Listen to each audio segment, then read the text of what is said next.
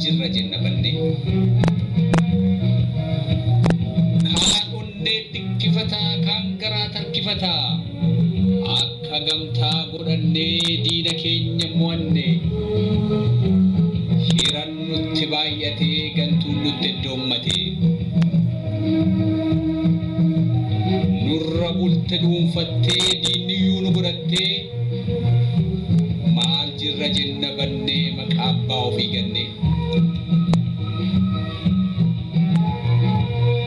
kaan garaaf dhuunfatee kaan dadhabee of gatee yaa goota biyya keenya yoom bakka jennu geenya uffee jennee obbaafannee diina keenya mo'annee biyya abbaa keenya argannee sillim jenna boqonne attamiin geenya laata gantuutoo hedduummata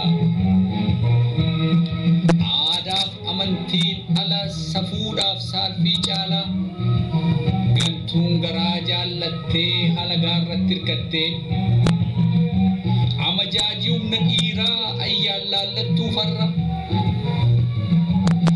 abdattuu yartuu diinaa dubbii akkasii dhugiisa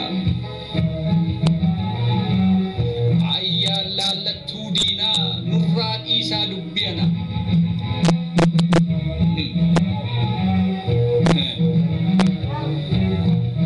durgattanii waan booree diinaan keessanii tarree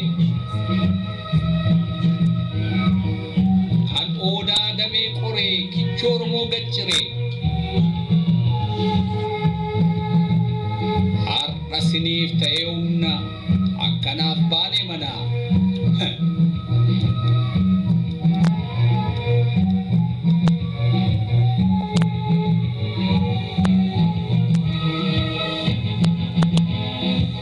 hirmii lagannee kana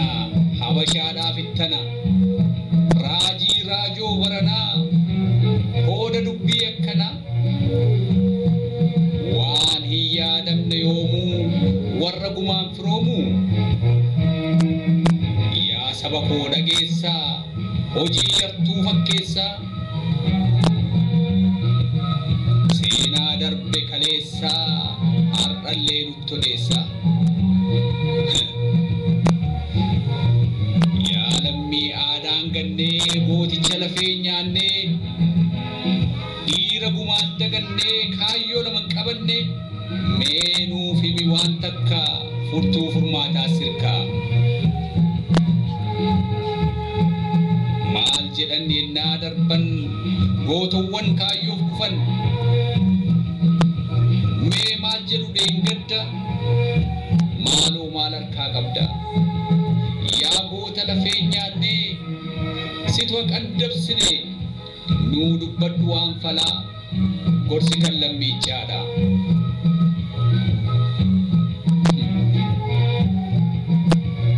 irkannoof kan ofiin tola kaan sobee orma laalaa yaa lammii kaayyoof loltuu gorsi diinaa nuun toltu jedhaa wallaalaa gorsaa bitamoo diinaa doomsaa gamtaa keenya gabbisaa qabsoon yoosuu lalisaa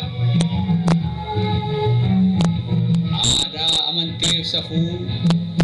madda oromummaa dhufuu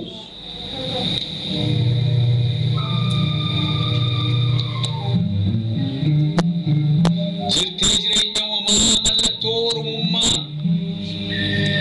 wiirtuu wal dhaggeeffannaa safuuf seera ni qabnaa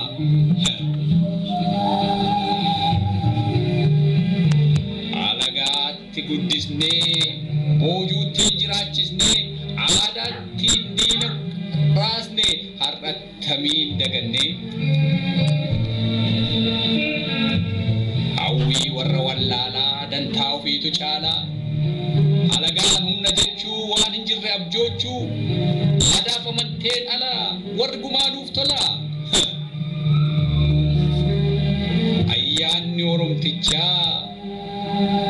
gadaan galma guddichaa attamiin diinaan bulaa mee jedhaa kaawaan falaa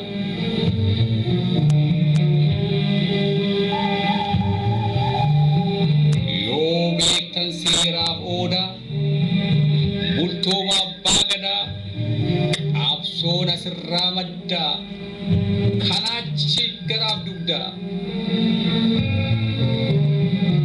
bokkuuf kallacha faarsaa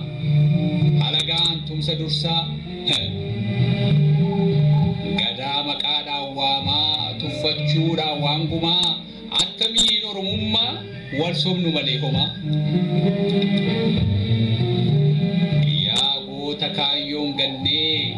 lammii imaanaan nyaannee